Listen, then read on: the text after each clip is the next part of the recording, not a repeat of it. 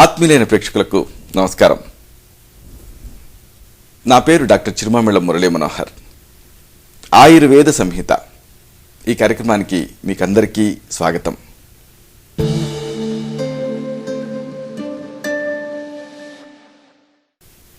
ఈ కార్యక్రమంలో ఒక ముఖ్యమైన విషయాన్ని, ప్రాచీన ఆయుర్వేద రహస్యాల్ని తెలుసుకోబోతున్నారు. ఆకలింపు చేసుకొని ఆచరిస్తే ఈ అంశాలు మీ మొత్తం జీవితాన్ని అనూహ్యంగా మార్చేస్తాయి, సంపూర్ణమైన ఆరోగ్యాన్ని తిరిగి పొందేలా చేస్తాయి.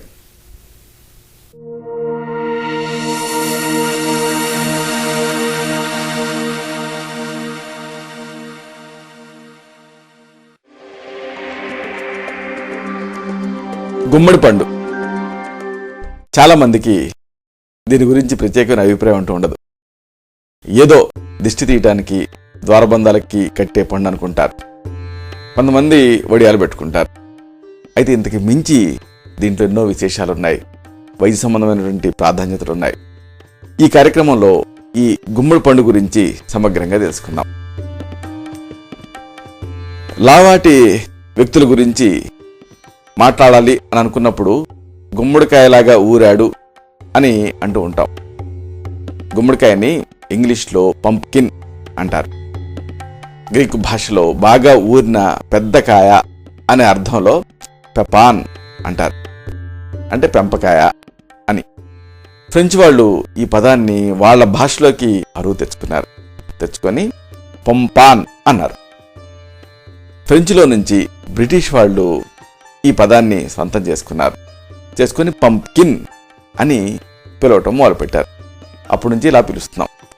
క్రీస్తు పూర్వం 7000 నాటి గుమ్మడి గింజలు ఉత్తర అమెరికాలో జరిపిన తవ్వకాల్లో దొరికాయి.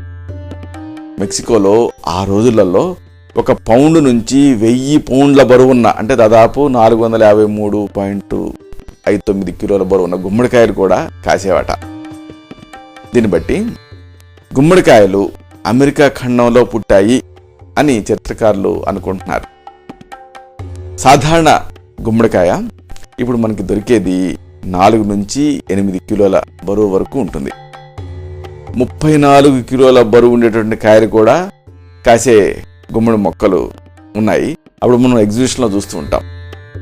గుమ్మడికాయ పండుగ, గుమ్మడికాయ విత్తనాలు, వాటి ఆకులు, పువ్వులు, వీటన్నిటినీ కూడా కూరల కింద వండుకునేటువంటి అలవాటు చాలా దేశాల వాళ్ళకు ఉంది.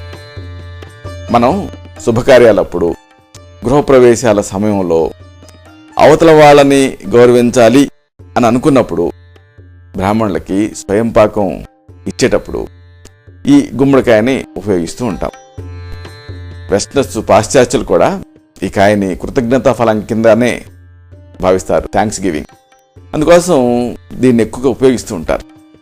బాగా పండి ఎర్రగా అయిన గుమ్మడికాయని పైనుండే చెక్కు తీసి లోపలుండే గుజ్జుని ఉడకబెట్టి, లేదా బేకింగ్ ప్రక్రియ ద్వారా తడినంతా తీసేసి, లేదా ఆవిరి మీద ఉడకబెట్టి, లేదా బాగా వేయించి ఆహార పదార్థాలు తయారు చేసుకుంటూ ఉంటారు.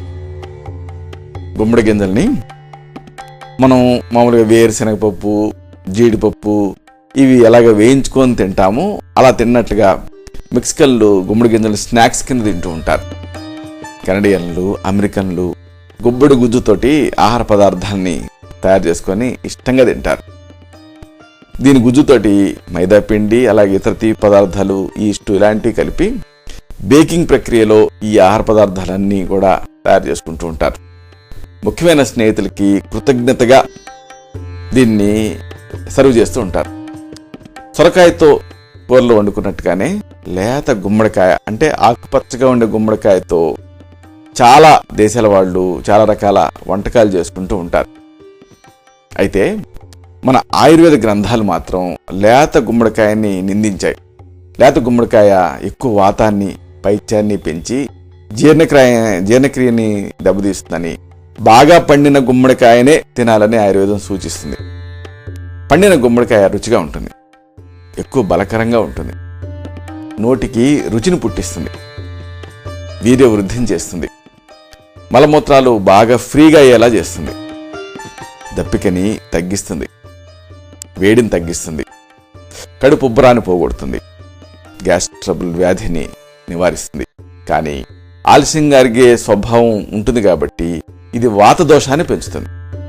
అందుకని వాత వ్యాధులతోటి అంటే న్యూరోమస్కులర్ డిజార్డర్స్తో బాధపడే వాళ్ళకి దీన్ని పెట్టవద్దు అని ఆయుర్వేద శాస్త్రం చెప్తుంది. ముఖ్యంగా ఎలర్జీ వ్యాధులు ఉండే వాళ్ళకి ఈ గుమ్మడికాయ మంచిది కాదు. అయితే గుమ్మడి పువ్వులు, లేత గుమ్మడి ఆకులు వీటిని కూర వండుకోవచ్చు. ఇది ఆయుర్వేద గ్రంథాలు సూచిస్తున్నాయి. ఇలాంటి ఈ గుమ్మడి ఆకులు కానీ ఇవి అమితమైనటువంటి చలవనిస్తాయి, ఎలాంటి అపకారాన్ని చెయ్యవు. పైగా తేలిగ్గా అరిగే విధంగా కూడా ఇవి ఉంటాయి. మధ్య ఆసియా దేశాలలో గుమ్మడికాయని ఎక్కువగా స్వీట్స్ తయారు చేసుకోవడానికి ఉపయోగిస్తూ ఉంటారు. మన గుమ్మడికాయ హల్వా చాలా రుచిగా ఉంటుంది. దీని గురించి మనం ప్రత్యేకంగా చెప్పుకోవాల్సినటువంటి అవసరం లేదు. చైనా వాళ్ళు ఈ గుమ్మడి పువ్వులు వీటితో సూప్ వండుకుంటూ ఉంటారు. దాన్ని గుమ్మడి ఆకులు, కొత్తిమీర వీటిలాగా సన్నగా తరిగి చల్లుకొని అంటే గార్నిష్ చేసుకొని తింటారు. థాయిలాండ్లో గుమ్మడి గుజ్జుతోటి ఐస్ క్రీమ్, కస్టర్డ్స్ లాంటివి చేసుకుంటూ ఉంటారు. గుమ్మడి వండుకున్నటువంటి ఈ గుమ్మడి పండుకుండేటువంటి ఒక విధమైనటువంటి సువాసన కోసం దీన్ని ఇతర వంటకాలు కలిపి వండుతూ ఉంటారు. గుమ్మడి పువ్వుల్ని మెత్తగా గుజ్జుగా చేసి కవ్వంతో బాగా చిలికి నేతితో వేయించి చేసినటువంటి వంటకాన్ని అమెరికన్లు బాగా ఇష్టపడతారు. కెన్యాలో గుమ్మడి కేకులకి డిమాండ్ ఉంది. ఇక దీనికి షుగర్ వ్యాధిని తగ్గించే నేచర్ ఉంది. ఇది మనం తెలుసుకోవాలి. జూలై 2007లో చైనా నార్మల్ యూనివర్సిటీలో ఒక ఆసక్తికరమైన పరిశోధన జరిగింది. ఈ పరిశోధనలో షుగర్ వ్యాధి సోకినటువంటి ఎలుకల్ని తీసుకున్నారు. గుమ్మడికాయని తినిపించి చూశారు. గుమ్మడికాయలో ఉండేటటువంటి జీవరసాయనాలు ప్యాంక్రియాస్లో పాడైనటువంటి కణాల్ని బాగు చేసే స్వభావం కలిగి ఉన్నాయని, ఇలా ఉన్నాయి కాబట్టి దీని ద్వారా శరీరంలో సహజంగా ఇన్సులిన్ ఉత్పత్తి జరుగుతుందని, షుగర్ వ్యాధి అదుపులోకి వస్తుందని ఈ పరిశోధనలో తేల్చారు. షుగర్ వ్యాధి వచ్చేటువంటి అవకాశం ఉండేటువంటి వాళ్ళు ఈ గుమ్మడికాయ రసాన్ని రోజు తీసుకోవటం మంచిదని ఈ యూనివర్సిటీ పరిశోధనలో తేల్చారు. నేరుగా ఒకవేళ ఈ గుమ్మడి రసాన్ని తీసుకోవటం మీకు ఇబ్బందిగా ఉందనుకోండి, ఆ రసానికి కాస్త చారు పొడి వేసి చారు కాచుకొని తాగొచ్చు, మేలు జరుగుతుంది. ఆస్ట్రేలియాలో గుమ్మడి గింజల్ని వేయించి వాటిలో నుంచి నూనెని తీసి ఆహార పదార్థాల తయారీలో వాడుతూ ఉంటారు. అక్కడి స్థానిక వైద్యపరమైన నమ్మకం ఒకటి ఉంది. అదేంటంటే గుమ్మడి గింజలకి ప్రోస్టేట్ గ్రంథిలో వాపును తగ్గించే గుణం ఉందని. ఇది నిజం కూడా. మగవాళ్ళు 50 ఏళ్లు దాటిన తర్వాత తప్పనిసరిగా గుమ్మడికాయ గింజలు తినాలి. ఇలా తినటం మంచిది. ప్రోస్టేట్ క్యాన్సర్ని నివారించుకోవచ్చు. ఇప్పుడు పురుషులకి వచ్చేటటువంటి ఈ ప్రోస్టేట్ వ్యాధులలో ఈ గుమ్మడికాయ దీనికి దీన్ని ఉపయోగిస్తే మంచి ప్రయోజనం జరుగుతుందని పరిశోధనలు చెబుతున్నాయి. ఆయుర్వేదంలో వీర్యవృద్ధికర ఔషధాలలో ఈ గుమ్మడికాయని ఒకటిగా చెప్పారు. టెస్టోస్టెరాన్ అనే పురుష సంబంధమైనటువంటి హార్మోన్ పనితీరుని ఈ గుమ్మడికాయ మెరుగుపరుస్తుందని శాస్త్రవేత్తలు వైద్య పరిశోధనలో చెప్తున్నారు. గుమ్మడి గింజలు గుమ్మడికాయ కన్నా ఎక్కువ శక్తివంతమైనవి. ఏమాత్రం అవకాశం దొరికినా ముఖ్యంగా మగవాళ్ళు ఈ గుమ్మడి గింజలు తినడం మర్చిపోకూడదు. ప్రపంచంలో ఇల్లినాయిస్ రాష్ట్రం అంటే అమెరికా ఈ గుమ్మడి ఉత్పత్తి ఎగుమతులలో ముందుంది. మన రాష్ట్రంలో దీని వాడకం బాగా తక్కువ. గృహప్రవేశానికి గుమ్మం మీద కట్టడానికి మాత్రమే దీన్ని ఎక్కువగా వాడుతూ ఉంటారు. అడపదడప పులుసు, దప్పడం ఇలాంటివి వండుతారు. కూర, పప్పు, పచ్చడి ఇలాంటివి నిజానికి గుమ్మడితో చేసుకోవచ్చు. కానీ ఎక్కువ మందికి ఆ ఉత్సాహం లేదు. కారణం దీని మహిమ తెలియకపోవటమే. ఇదేదో జబ్బు చేస్తుందనే భయం చాలా మందికి ఉంది. ఇది కేవలం అపోహే అని మనం గ్రహించాలి. గుమ్మడిని బాగా వాడుకొని పరిపూర్ణమైనటువంటి ఆరోగ్యాన్ని సాధించుకోవాలి.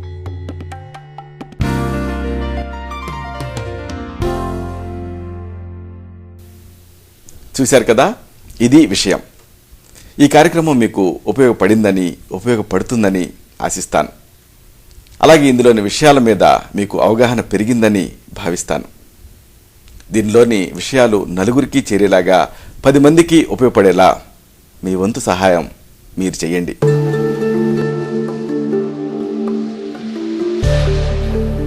మళ్ళీ ఇదే కార్యక్రమంలో మనం కలుసుకున్నప్పుడు ఇలాంటి మరొక ఆసక్తికరమైన అంశాన్ని తెలుసుకుందాం.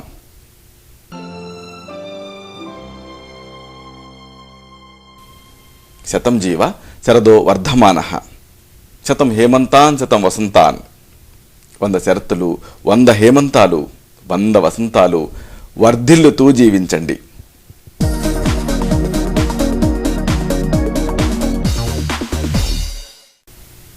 శుభం. డాక్టర్ చిరుమామిళ్ల మురళీ మనోహర్, ఎండి, ఆయుర్వేదం, Raksha ayurvedic centre, Saradhi studios road, opposite state home, Ameerpet, Hyderabad 73. Phone 9177445454.